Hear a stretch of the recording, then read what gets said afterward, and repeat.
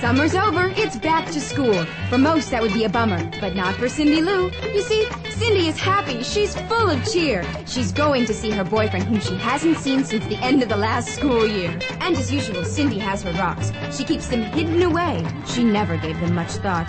That is, until today. Cindy arrived at school at Journey's End. She was reunited with all her pals and her boyfriend. Cindy was so happy, as you can plainly see.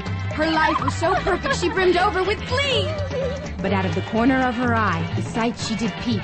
A sight that made her turn quick and let out a squeak.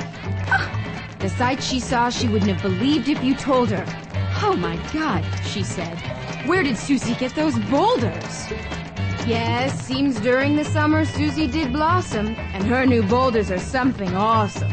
But this whole thing didn't bother Cindy really. She just thought of it as actually kind of silly. Besides, Cindy has a boyfriend who loves her to bits. He wouldn't go for a girl just because she has big.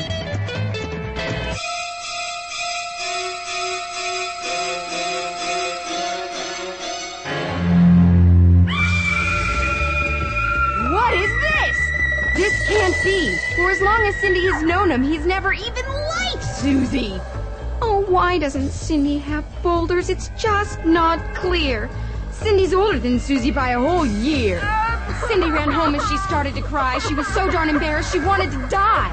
When Cindy got home, I know this sounds funny, but she massaged her stones with oils and honey. Oh, this isn't working. It's just not fair. Life can be so cruel to the boulder impaired.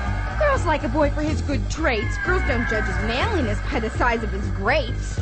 Oh, you're just a late bloomer. You'll mature in a little bit. You might even get big boulders. But I wouldn't count on it.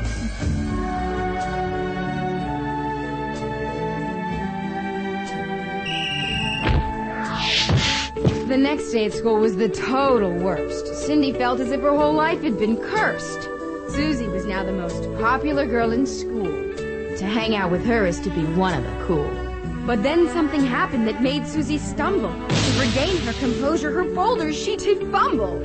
The boulders flew over the heads of the crowd, who became hushed on a direct course towards Cindy, who was sure to be crushed. Cindy braced herself to prepare for the impact, but they didn't crush Cindy. Instead, they just cracked. And as they fell to pieces, Cindy said, "Hey, these boulders aren't real. They're paper mache."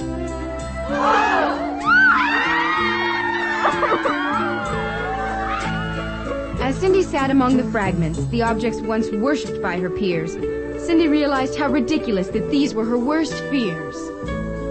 Cindy contemplated her own stones, and though they might be itty-bitty, they're in proportion to herself, and they're actually very pretty. So when her old boyfriend apologized and asked her to take him back, Cindy gathered herself up and said, "Hit the road, Jack."